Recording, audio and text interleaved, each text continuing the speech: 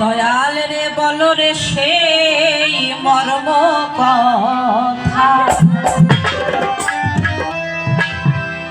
কোন বস্তু হয় আমানতি,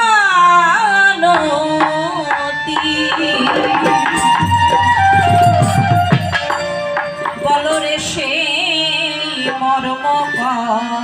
সেই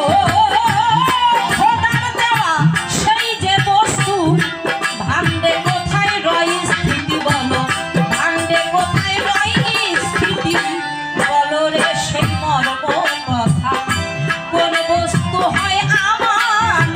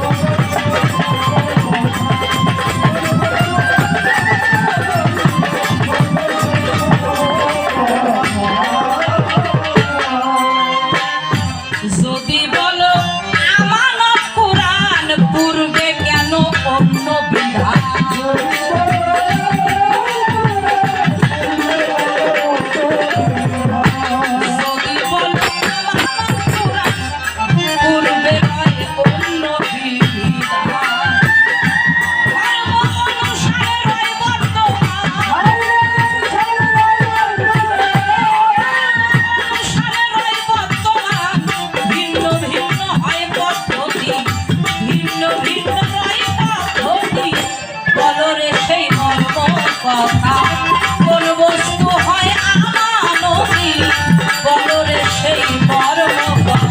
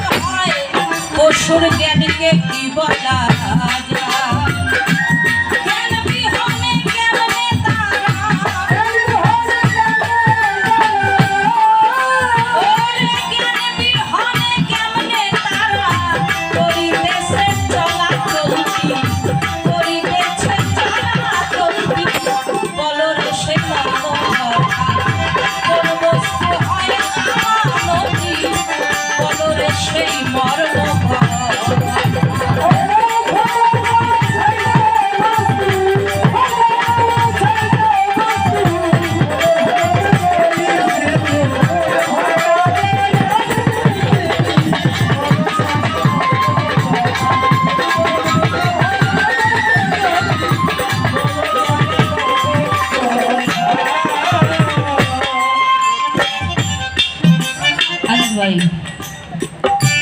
গানের কথাগুলো কি বোঝা যায়? বোঝা যায় বাবারা?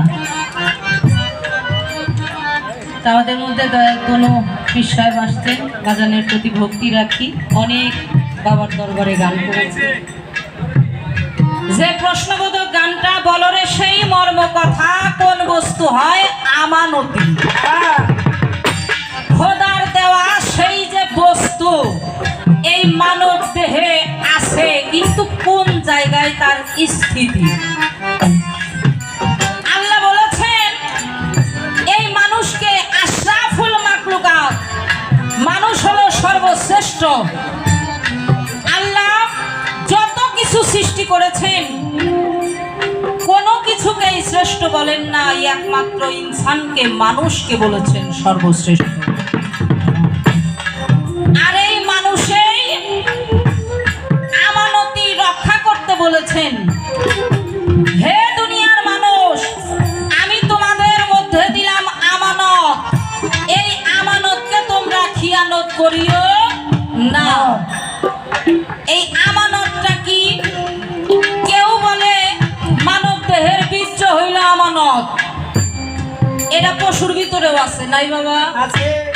আল্লাহ বলেছে একমাত্র মানুষের মধ্যে আছে। তাহলে পশুর মধ্যেও বীর্য আছে, যা দ্বারা ওরা বংশ বিস্তার ঘটায়, তাইলে বীর্যটা আমানত না। যদি বলেন জ্ঞান আমানত, জ্ঞানও পশুর মধ্যে আছে। পশুকে ভালোবাসবেন, দেখবেন ও আপনার বাড়ি ছাড়বে না। ওর ভিতরে জ্ঞান বিবেক আল্লাহ দিছে। তাহলে বীর্যও নয়, জ্ঞানও নয়। যদি বলো কুরআনটা আমানত, তাহলে পূর্বে কেন রয় ভিন্ন মত? কেন? আমাদের আখেরি জামানার শেষ নবী হযরত মুহাম্মদ সাল্লাল্লাহু আলাইহি ওয়াসাল্লাম, আমাদের নবীর উপরে আসছে এই কুরআন, কিন্তু আখেরি জামানার শেষ নবীজির পূর্বে আগে অন্যান্য নবীগণ আসছে। 104 খানা কিতাব, তার ভিতরে তৌরাত, ইনজিল, জব্বুর আর হলো ফুরকান, এটা শ্রেষ্ঠ। বাবা, কোরআনের আগেও এই যে তৌরাত, ইনজিল, জব্বুর, এগুলোর ভিতরে ভিন্ন ভিন্ন মত। আল্লাহর জবান এক, দুই তো কখনোই হবে না। যদি বলো কোরআন হয় আমানত, তবে পূর্বে কেন রয় ভিন্ন ভিন্ন মত? বিষয়টা কি? যদি বলো যে এই জবানটা আমানত, মানুষের যেমন জবান আছে, পশু পাখিরও জবান আছে, ওদের ভাষা ওরা ভালো বুঝে। তাহলে আমানতটা কি? যেটা আমার আল্লাহ বলেছেন, খবরদার খবরদার তোমরা খিয়ানত করে আসিও না। আর গুরু ধরার পরে এই আমানত কি, এইটাই যদি না বুঝি, আল্লাহর কাছে যাই যে কমু আমি অমুক গুরুর শিষ্য, তাইলে তো আমার গুরু নামেরই কলঙ্ক হয়ে যাবে। আল্লাহ কইব তোর পিসাব কি তোরা শিখায় নাই কিছু? এই কথাটা একটু বলে দিবেন আজিজ ভাই। রাখ, আর একটা প্রশ্ন মৌখিক ভাবে করি, এটা তো গানের কথা। মানুষের মন হইল একটা, নাকি বাবা? আমি আপনার কাছে জানতে চাই, গুরু ধরার পরে গুরু বর্জন করে গুরুকে সকাল সন্ধ্যা ভক্তি দিতে হয়। আমাদের হিন্দু ধর্মে একজন হইল শিক্ষাগুরু, একজন হইল দীক্ষাগুরু। মন্ত্র কিন্তু দুই গুরুই দেয়, কি মা দেয় না? শিক্ষাগুরু মন্ত্র দেয়, দীক্ষাগুরু মন্ত্র দেয়। কোন গুরুই ছোট না, গুরু তো গুরুই। আমার জানার দরকার, নজরে একদিক দিলে তো আরেক দিক অন্ধকার হয় বাবা। আমি যদি সামনে তাকাই পিছনে অন্ধকার, ডাইনে তাকাইলে বামে অন্ধকার। এখন যখন বর্জক ধরবো, কোন গুরুর ধরবো? শিক্ষা গুরুর নাকি দীক্ষা গুরুর? যদি একজন গুরু বাদ পড়ে তাইলে তো আমি অপরাধী হয়ে যাবো। কঠিন প্রশ্ন।